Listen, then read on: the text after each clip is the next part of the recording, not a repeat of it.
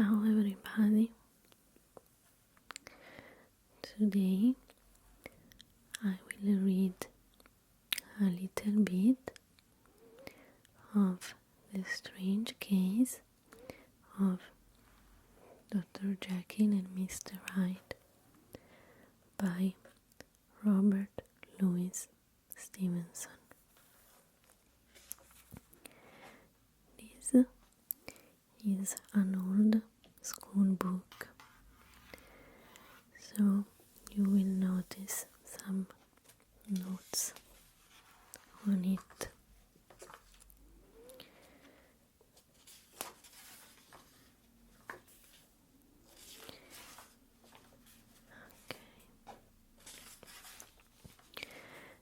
And also some exercises. Okay, let's start. Story of the door. Mr. Utterson, the lawyer, was a man of a rugged countenance that was never lighted by a smile. Cold, scanty, and embarrassed in discourse, backward in sentiment, lean, long, dusty, dreary, and yet somehow lovable. At the friendly meetings and when the wine was to his taste, something eminently human beaconed from his eye. Something indeed which never found its way into his talk, but which spoke not only in these silent symbols of the after-dinner face, but more often and loudly in the acts of his life. He was austere with himself, drank gin when he was alone, to mortify a taste for vintages, and though he enjoyed the theatre, had not crossed the doors of one for 20 years.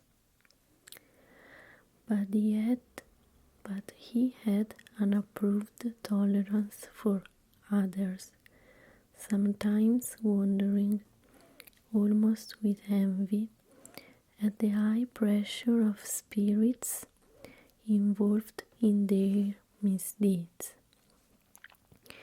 and in any extremity inclined to help rather than to reprove. I incline to Cain's heresy, he used to say quietly. I let my brother go to the devil in his own way. In this character, it was frequently his fortune to be the last reputable acquaintance and the last good influence in the lives of down-going men. And to such as these, so long as they came about his chambers, he never marked a shade of change in his demeanor.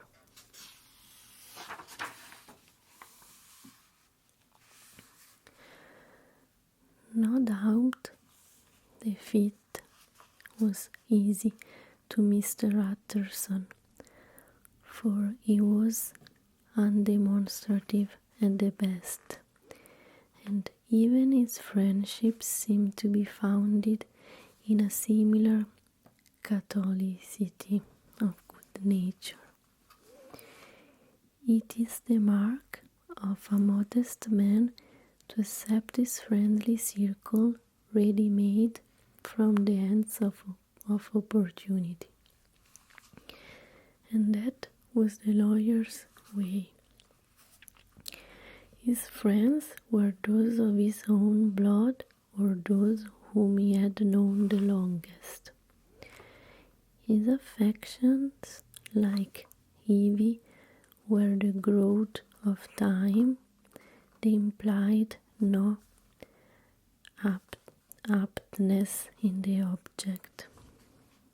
Hence, no doubt the bond that united him to Mr. Richard Enfield, his distant kinsman, the well-known man about town. It was a nut to crack for many, what these two could see in each other, or what subject they could find in common. It was reported by those who encountered them in their Sunday walks that they said nothing looked singularly dull, and would hail with obvious relief the appearance of a friend. For all that, the two men put the greatest store by these excursions, counted them the chief jewel of each week, and not only set aside occasions of pleasure, but even resisted the calls of business, that they might enjoy them uninterrupted. It changed on one of these rambles that their way led them down a by street in a busy quarter of London. The street was small and what is called quiet, but it drove a thriving trade on the weekdays. The inhabitants were all doing well, it seems, and all emulously hoping to do better still, and laying out the surplus of their gains in coquetry, so that the shop fronts stood along that thoroughfare with an air of invitation, like rows of smiling saleswomen. Even on Sunday, when it veiled its more florid charms and lay comparatively empty of passage, the street shone out in contrast to its dingy neighborhood, like a fire in a forest. And with its freshly painted shutters, well-polished brasses, and general cleanliness and gaiety of note, instantly caught and pleased the eye of the passenger.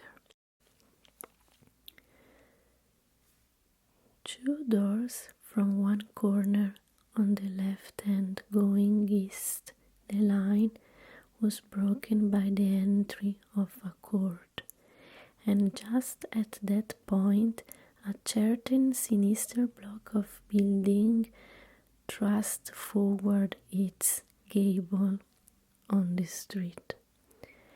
It was 2 stories high, showed no window, nothing but a door on the lower story, and a blind forehead of discolored wall on the upper,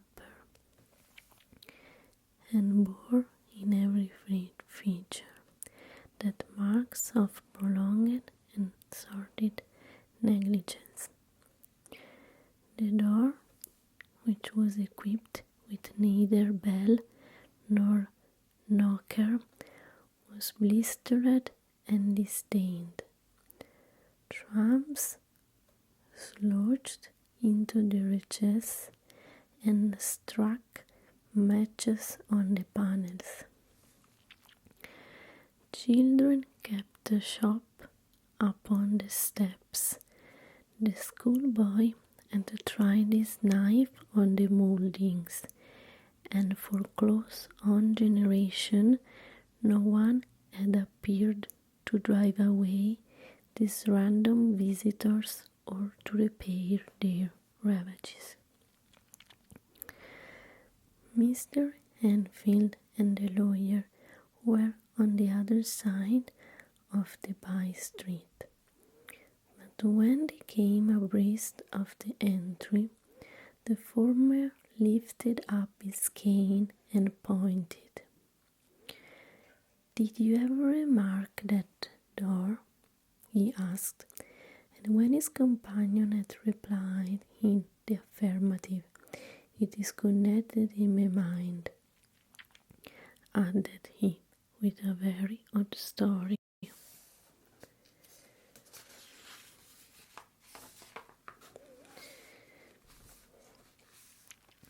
"Indeed," said Mr. Utterson with a slight change of voice. "And what was that?" "Well, it was this way," returned Mr. Enfield. "I was coming home from some place at the end of the world about 3 o'clock of a black winter morning, and my way lay through a part of town where there was literally nothing to be seen but lamps, street after street, and all the folks asleep, street after street, all light up as if for a procession, and all as empty as a church, till at last I got into that state of mind when a man listens and listens and begins to long for the sight of a policeman. All at once I saw two figures, one a little man who was stamping along his sword at a good walk, and the other a girl of maybe 8 or 10, who was running as hard as she was able down a cross street. Well, sir, the two ran into one another, naturally enough, at the corner, and then came the horrible part of the thing, for the man trampled calmly over the child's body and left her screaming on the ground. It sounds nothing to hear, but it was hellish to see. It was like a man.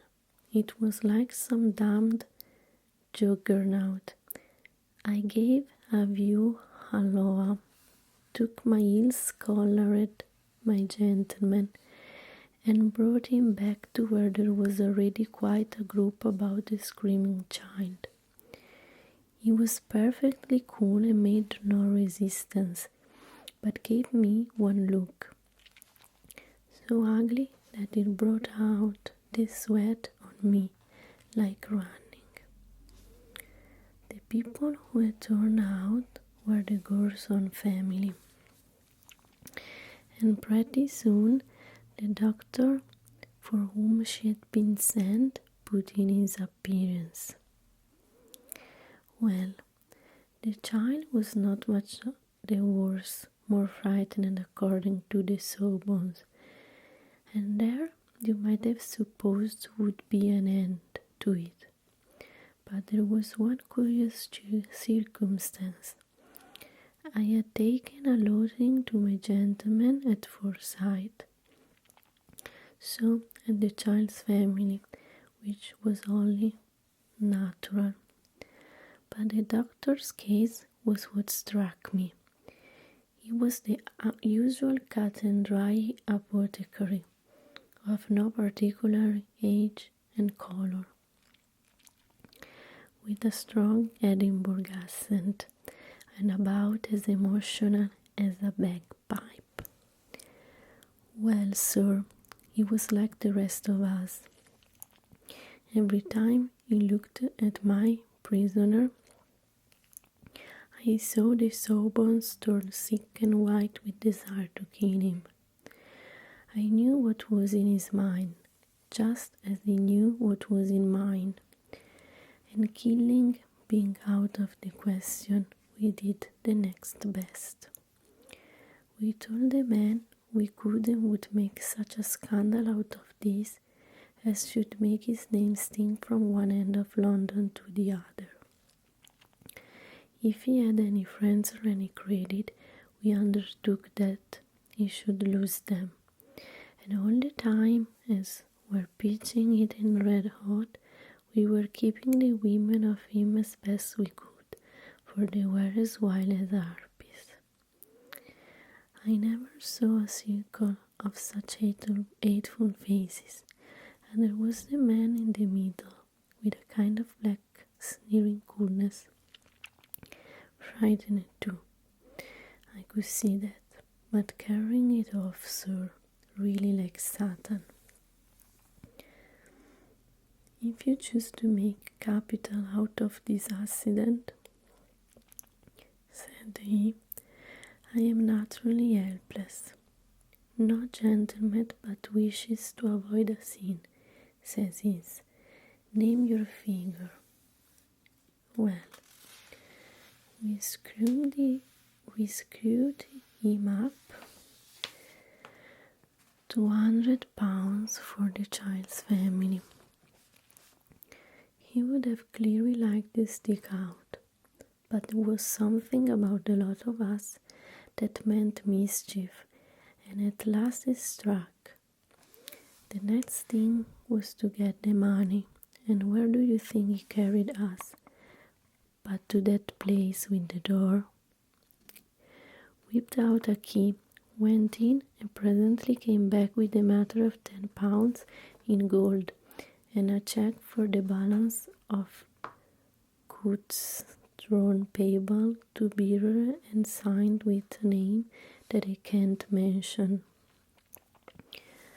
True, it's one of the points of my story, but it was a name at least very well known and often printed. The figure was still, but the signature was good for more than that. It was only genuine. I took the liberty of pointing out to my gentleman that the whole business looked apocryphal, and that a man does not in real life walk into a cellar door at 4 in the morning and come out with another man's cheque for close upon £100. But he was quite easy and sneering. Set your mind at rest, says he. I will stay with you till the bank's open and cash the queue myself. So we all set off, the doctor and the child's father and our friend and myself, and passed the rest of the night in my chambers. And the next day, when we had breakfasted, went in a body to the bank. I gave in the cheque myself and said I had very reason to believe it was a forgery. Not a bit of it. The cheque was genuine. Toot toot, said Mr. Utterson. I see you feel as I do, said Mr. Enfield.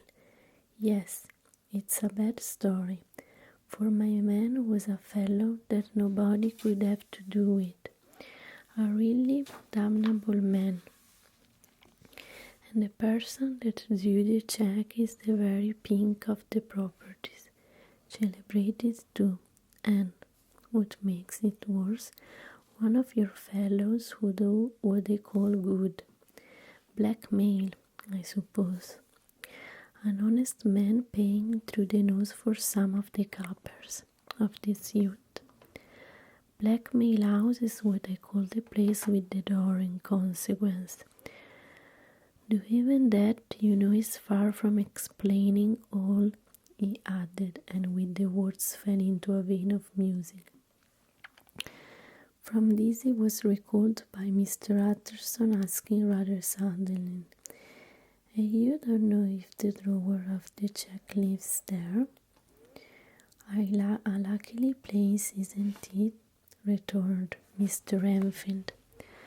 But I happen to have noticed his address. He lives in some square or other. And you never asked about the place with the door? Said Mr. Utterson. No, sir, I had the delicacy, was the reply. I feel very strongly about putting questions. It partakes too much of the style of the Day of Judgment. You start a question, and it's like starting a stone. You sit quietly on the top of a hill, and away the stone goes, starting others. And presently some bland old board, the last you would have thought of, is knocked on the head in his own back garden, and the family have to change their name. No, sir, I make it a rule of mine. The more it looks like Queer Street, the less I ask. A very good rule too, said the lawyer. But I have studied the place for myself, continued Mr. Enfield. It seems scarcely a house. There is no other door, and nobody goes in or out of that one. But once, in a great while, the gentleman of adventure. There are 3 windows looking on the court on the first floor, none below. The windows are always shut, but they are clean. And then there is a chimney which is generally smoking, so somebody must live there. And yet it's not so sure, for the buildings are so packed together about that court that it's hard to say where one ends and another begins. The pair walked on again for a while in silence, and then, Enfield, said Mr. Utterson, that's a good rule of yours. Yes, I think it is, returned Enfield. But for all that, continued the lawyer, there is one point I want to ask. I want to ask the name of that man who walked over the child. Well, said Mr. Enfield, I can't see what harm it would do. It was a man of the name of Hyde. Said Mr. Utterson. What sort of man is it to see? It's not easy to describe.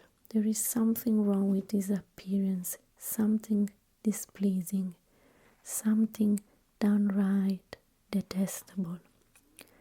I never saw a man I so disliked, and yet I scarce know why. He must be deformed somewhere. He gives a strong feeling of deformity, although I couldn't specify the point. He's an extraordinary looking man, and yet I really can name nothing out of the way. No, sir, I can make no end of it. I can't describe him, and it's not want of memory, for I declare I can see him this moment. Mr. Utterson again walked some way in silence, obviously under a weight of consideration. You are sure you used a key? He inquired at last. My dear sir, began Enfield, surprised out of himself. Yes, I know, said Utterson. I know it must seem strange. The fact is, if I do not ask you the name of the other party, it is because I know it already. You see, Richard, your tale has gone home.